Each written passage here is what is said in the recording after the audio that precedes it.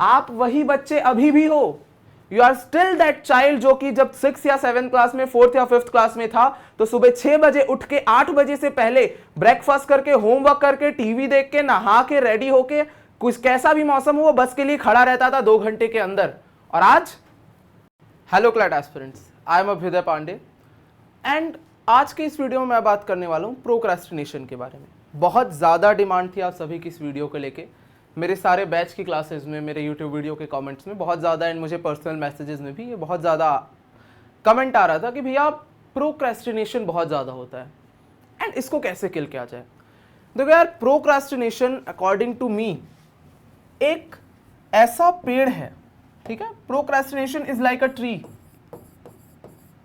जो कि एक पॉइंट ऑफ टाइम पे क्या था पता है, जो कि एक पॉइंट ऑफ टाइम पे एक छोटा सा पौधा था, बहुत छोटा सा पौधा, जिसको आपके पास लाके दिया गया। एंड उस पौधे को आप इमेजिन करो, एक छोटा सा पौधा आपके सामने है, कितना टाइम लगेगा आपको उसको उखाड़ने में? मुश्किल से 5-10 सेकेंड। आपने उखाड़ दिया उसको, वो पौधा थोड़ा सा बड़ा हो गया, अब उखाड़ने में थोड़ा शायद टाइम लगेगा बट उखड़ जाएगा। मान लो वो पौधा पेड़ बन गया, कितना टाइम लगेगा उखड़ने में? बहुत ज़्यादा time. Same procrastination. Procrastination is an issue जिसको जितना शुरू में ख़त्म कर दिया जाए ना उतना अच्छा है। Let the evil be nipped in the bud. अगर उसको आप शुरू में ही ख़त्म नहीं करते हो देन आगे चल के आपको इश्यूज आते जाएंगे एंड आपके लिए वो टफ होते जाएगा उसको ख़त्म करना। सो मैं आज कुछ इन साइंटिफिक टेक्निक्स के बारे में बात करने वाला हूं जिनको आप यूज़ करके प्रोक्रेस्टिनेशन को ख़त्म कर सकते हो। So if you procrastinate a lot, this is the video which you all need. And इसमें मैं कुछ ऐसे टेक्निक्स के बात करने वाला हूँ which I personally use as well. क्योंकि देखो प्रोक्रेस्टिनेशन क्या है पता है, जो आपका ग्रोथ है, क्लियर, जो भी ग्रोथ आपका होता है वो आप बिना वर्क के अचीव नहीं कर सकते एंड प्रोक्रेस्टिनेशन आपको उसी वर्क को टालने के लिए मजबूर करता है। सो अगर आप काम को टालते हो तो आप प्रोक्रेस्टिनेट करते हो। काम को टालना इज बेसिकली प्रोक्रेस्टिनेशन। अब हम काम को टालते क्यों हैं? देखो, ह्यूमन ब्रेन ना एक पर्टिकुलर तरीके से वर्क करता है। किस तरीके से वर्क करता है ह्यूमन ब्रेन? हमको चाहिए हर काम के बाद reward, reward in the form of dopamine या किसी भी तरीके से हो सकता है। आपको मजा आ रहा है, आपको एंटरटेनमेंट मिल रहा है, डोपामीन रिलीज हो रहा है, आप उस काम को करोगे।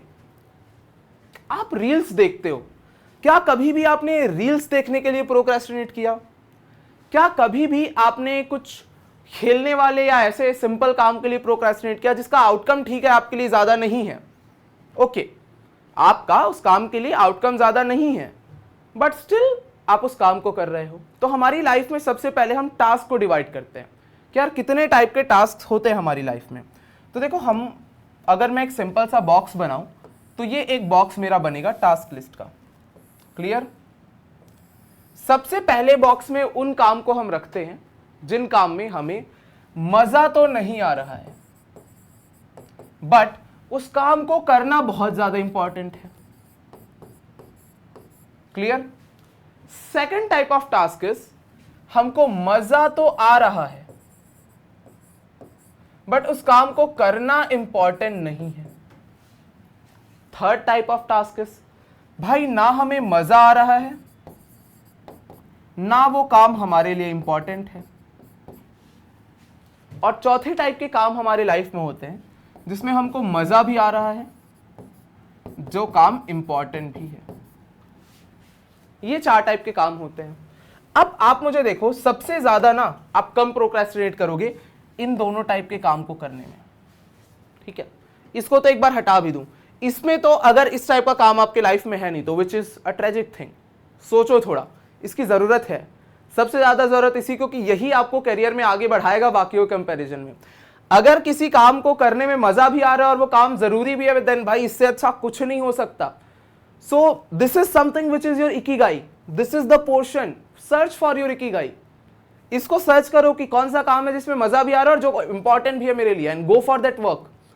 आपके लिए वो पढ़ाई हो सकती है, आपके लिए वो खेलने का तरीका हो सकता है, किसी के लिए वो ट्रेडिंग हो सकती है, किसी के लिए वो कोई पर्टिकुलर स्पोर्ट्स का फॉर्म हो सकता है, किसी के लिए वो सोशल मीडिया हो सकता है अगर वो सोशल मीडिया पे वर्क करता है तो, किसी के लिए कोई पर्टिकुलर टाइप का एग्जाम हो सकता है। But search for this which is important and उसमें आपको मजा भी आ रहा है।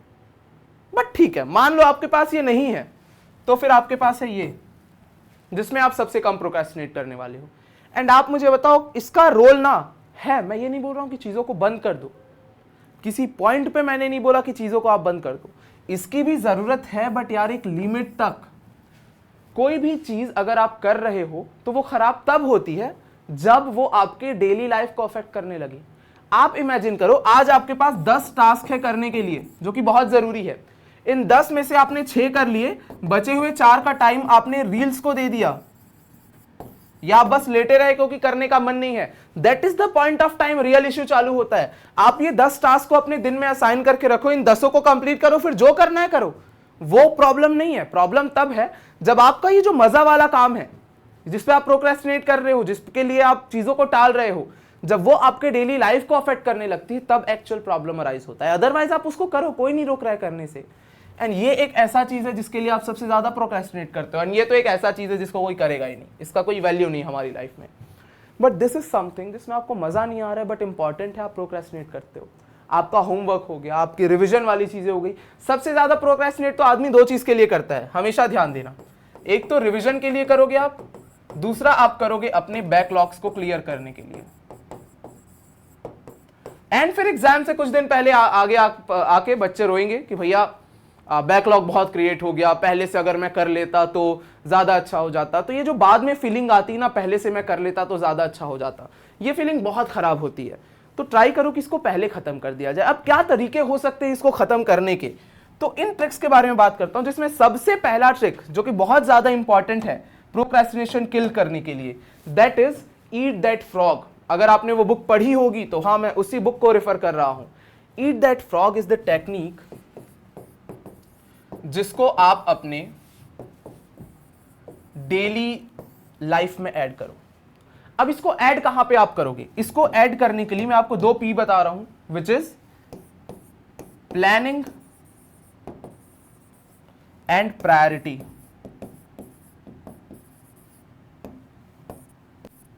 सबसे ज्यादा प्रोक्रेस्टिनेशन कब होता है पता है? जब आप सुबह उठते हो या कुछ काम को करने के लिए आप बैठते हैं, आपको पता ही नहीं काम करना क्या है। लेट अस सपोज आप आज उठे, आपको पढ़ाई करनी है, आप अपनी स्टडी टेबल में बैठ गए, एंड स्टडी टेबल में आप बैठ के सोच रहे हो कि मुझे पढ़ना क्या है, तो भाई टाइम भी वेस्ट हो रहा है, आप प्रोक्रेस्टिनेट भी करोगे। तो यार 2 चीजें जरूरी है, प्लानिंग करना और प्रायोरिटी के अकॉर्डिंग प्लानिंग करना। तो हर दिन आप क्या करते हो पता है? आप टाइम टेबल को चेस करते हो, and when you chase the time table, आपका रिवॉर्ड कम हो जाता है, क्योंकि आप हर अगले दिन क्या होने वाला है आप टाइम के अकॉर्डिंग नहीं जान सकते। तो रिवॉर्ड आपका ना कम होते जाता है जैसे जैसे आप बिना टाइम के अकॉर्डिंग चलते लगते हो, तो फिर आपको मन नहीं करता उसको फॉलो करने का, एंड टाइम टेबल टूट जाता है। That is the reason time table follow नहीं होता। इसलिए मैंने कभी टाइम टेबल फॉलो करने बोला भी नहीं, मैं आपको फॉलो करने बोलता हूं टास्क टेबल। हर दिन सोने से पहले अपने अगले दिन का एक चेकलिस्ट बना के रखो।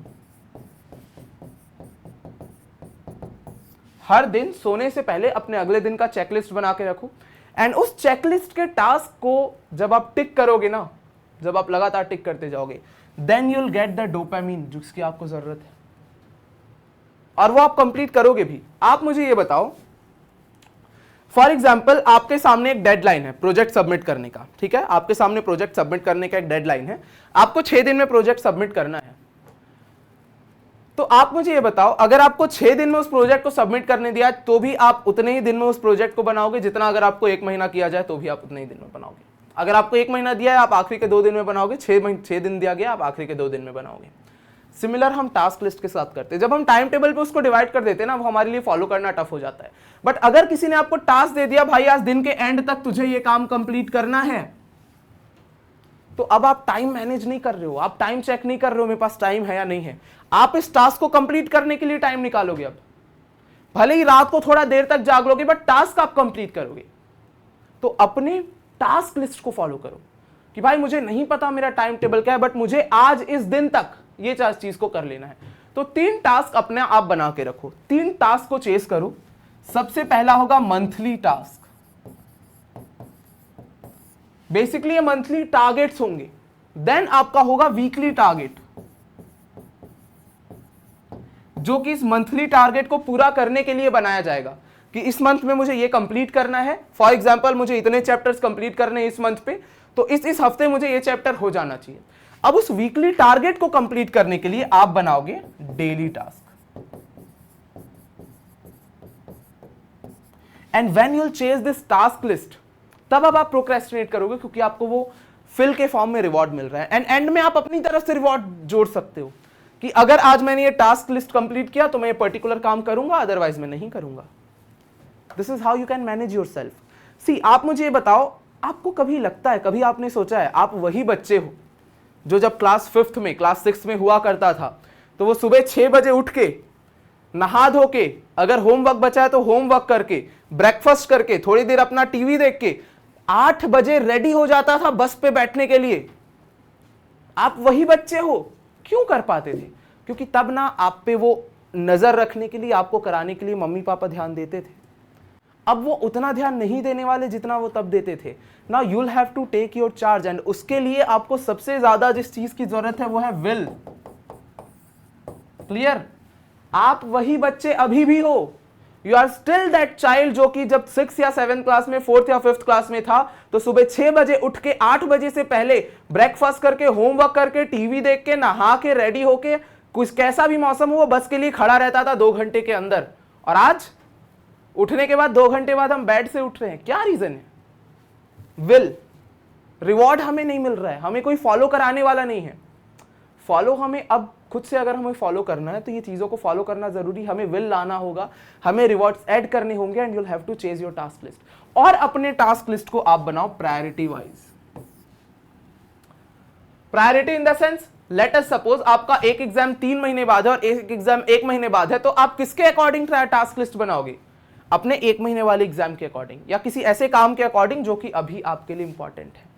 तो planning is something which is very necessary, बहुत ज्यादा जरूरी है प्लानिंग। अगर आप प्लानिंग नहीं कर रहे हो तो आप काम तो करोगे, बट वो काम पर्टिकुलर मैनर में नहीं होगा जिस मैनर में होना चाहिए। Now the second important point is, जिसके बारे में बात कर रहा हूं, इट इज अगेन, इस पे बहुत ज्यादा ध्यान देना, एंड आपको लग रहा होगा कि ये बहुत बेसिक सी चीज है, बट ये बहुत ज्यादा इंपॉर्टेंट चीज है, विच इज वर्क एरिया। अगर आपका वर्क एरिया सिस्टमैटिक नहीं है, आपका वर्क एरिया जमा हुआ नहीं है, जहां पे आप पढ़ते हो वो टेबल साफ नहीं है, आपका कोई जगह ही नहीं है पर्टिकुलर पढ़ने का, आप कहीं पे कुछ भी काम कर रहे हो, तो आप वो काम नहीं कर सकते। एक पर्टिकुलर टेबल अपना आप ऐसा रखो अपने रूम में, अपने घर पे, कहीं पे भी, जहां आप सिर्फ पढ़ते हो। अगर फोन चलाना है तो उस टेबल पे नहीं चलाना है, अगर खाना खाना है उस टेबल पे नहीं खाना है, टाइम पास करना है उस टेबल पे नहीं करना है। वो टेबल सिर्फ और सिर्फ पढ़ाई के लिए होगी, और जैसे ही पढ़ना है उस टेबल पे जाके बैठ जाना है और उस टेबल को साफ रखना है। अगर आपका वर्क एरिया क्लीन नहीं है ना, तो आप नहीं कर सकते, आप प्रोक्रेस्टिनेट करोगे, आपको मन भी नहीं करेगा काम करने का। जैसे मैं अपनी बात बता रहा हूं, मैं हर सैटरडे अपने टेबल्स को क्लीन करता हूं जहां पे भी मैं बैठता हूं। इसका मतलब ये नहीं कि वो टेबल गंदे हैं हर बार, कई बार साफ है तो भी अगेन उसको और अच्छे से साफ करो, महीने में एक बार डीप क्लीन करो। बट द थिंग इज, वो जगह अगर सिस्टमेटिक नहीं है जहां पे आप काम करने वाले हो, तो क्या काम करोगे? तो टेबल को जमा के रखो, टेबल को अच्छे से सजा के रखो, चीजों को अपने प्रॉपर प्लेस पे रखो, and then sit and study. जब भी पढ़ने का मन नहीं कर रहा है ना, आपको बहुत ज्यादा उबा हुआ लग रहा है कि यार अब तो कुछ करने का मन नहीं कर रहा है लाइफ में, जाओ और अपने टेबल को जमाओ। एक बार अपने टेबल को जमाओ, आपको सारे आइडिया वापस आ जाएंगे कि क्या करना है यार अब मुझे। सो वर्क एरिया को साफ रखना, वर्क एरिया को सिस्टमैटिक रखना, एक पर्टिकुलर वर्क एरिया रखना बहुत ज्यादा जरूरी when you want to kill your procrastination. This is very important. अब मैं वापस आता हूं अपने ईट दैट फ्रॉग वाले टॉपिक पे, विच इज अपने दिन का सबसे पहला काम वो करो जो आपका टफेस्ट टास्क है। इमेजिन करो आप सुबह उठे और किसी ने आपको फ्रॉग खिला दिया दिन में, उससे ज्यादा कठिन काम आप क्या करने वाले हो? कुछ नहीं। तो बाकी सारे काम आपको आसान लगेंगे। तो अपने दिन का पहला काम वही करो जो आपका सबसे टफ काम आपको लग रहा है, which is your biggest task. Start with that task and उसको खत्म करो। एक बार उसको आप फिनिश कर दिए ना, you will get that confidence, आपको वो मजा आएगा। क्रिकेट टीम बेस्ट बैट्समैन से ओपन क्यों कराती है जो शुरू में आके रन्स बना दे? वो तो किसी बॉलर से ओपन करा सकती कि बॉलर्स गए पिच का, उन्होंने जायजा ले लिया कैसे पिच है, एंड बैट्समैन को आके बता दिया। नहीं, when you start positively, when you start good, when you start with that confidence, तब आपको मजा आता है एंड आप पे वो आगे की चीजों को कंप्लीट करने का मन करता है। That is why it is important कि आपको करना जरूरी है। ईट दैट फ्रॉग। वर्क एरिया को क्लीन रखो, क्लियर, बहुत ज़्यादा ज़रूरी है अपने जो पर्टिकुलर एरिया जहाँ पे आप वर्क करते हो उनको क्लीन करना। Next thing is 21 days rule follow करो। देखा है ना काफी लोगों ने कोटा फैक्ट्री, वो ऐसा ही रूल नहीं है, दैट इज साइंटिफिक रूल। किसी चीज को 21 डेज तक लगातार जबरदस्ती फॉलो करो, अपने आप लाइन पे आ जाओगे। तो दो चीजें मैं आपको सजेस्ट कर रहा हूं इन 21 डेज में ऐड करना। अपने दिन को एंड और अपने दिन को स्टार्ट हमेशा सेम चीज से करो। एंडिंग कैसे हो सकती है? एंडिंग में लेट अस सपोज आपने क्या किया, एंडिंग में आप अपना टेबल जमा रहे हो, या फिर अगेन मैंने तो आपको एक टास्क दे दिया है, एंडिंग में आप क्या कर रहे हो, एंडिंग में आप अपना टास्क लिस्ट बना रहे हो अगले दिन का। एंड स्टार्ट कैसे करना है? स्टार्ट करना है उस टास्क लिस्ट को देख के, कुछ एक्सरसाइज करके, पानी वगैरह पी के, ऐसे स्टार्ट करना है आपको सेम तरीके से 21 डेज तक।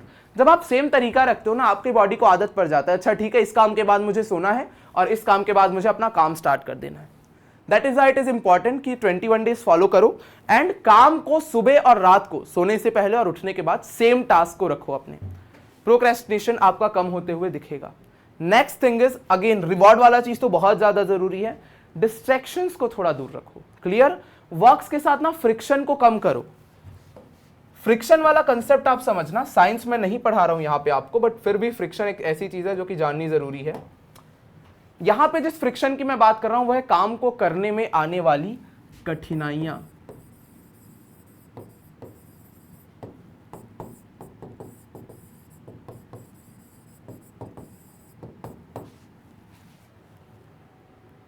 समझे? तो जो काम आपको टाइम वेस्ट लगते हैं, जो काम आपको डिस्ट्रैक्टिव लगते हैं, जो काम आपको मजबूर करते हैं प्रोक्रेस्टिनेशन करने के लिए, उन काम को क्या करो, उन काम को आप फ्रिक्शन को बढ़ा दो। फॉर एग्जाम्पल आपको लगता है मैं रील्स बहुत ज्यादा देखता हूं, आप रील्स को गूगल क्रोम के थ्रू देखो। क्लियर? एंड जिस काम में आपका जरूरी है, जो काम आपको करना, उसमें फ्रिक्शन को कम करो, जैसे पढ़ाई करना। जो बुक आपको पढ़ना है कल के डेट में, टास्क लिस्ट में आपने जो लिखा है उसको पहले से टेबल पे रख दो, ताकि बैठते ही वो बुक मुझे दिख रहा है वहां पे, मुझे ज्यादा मेहनत ना करनी पड़े। तो ये फ्रिक्शन के कंसेप्ट को समझें। जो काम कम जरूरी है, जो काम आपका टाइम वेस्ट लगता है, उसके लिए फ्रिक्शन को बढ़ाओ, डिफिकल्टीज को बढ़ाओ, उस काम को करना आसान मत बनाओ। एंड जो काम आपको मतलब आपको जिस पे वर्क करने का मन नहीं कर रहा, जो जरूरी है एंड आप प्रोक्रेस्टिनेट कर रहे हो, उनके फ्रिक्शन को घटाओ। Friction is again one of the main reason कि आप कई बार टास्क को नहीं करते हो, क्योंकि आपको क्या लग रहा है कि यार इसके लिए ज्यादा काम करना पड़ेगा, थोड़ी देर बाद शुरू करता हूं। वहीं पे वो चीज बगल में रखी हुई है तो आप उसको शुरू कर ही दोगे। सो ये सारी कुछ चीजें हैं विच यू कैन यूज अगर आपको अपने प्रोक्रेस्टिनेशन को खत्म करना है तो। एंड इस टाइप की काफी सारी वीडियोस, अगर आपको किसी और टॉपिक पे वीडियो की जरूरत है तो you can do let me know in the comment box. And इस टाइप की वीडियोस मैं आपके लिए लाते रहूंगा आपके डिमांड के बेसिस पे। एंड मिलते हैं नेक्स्ट सेशन में। Till then goodbye, thank you, take care, all the best, जय हिंद।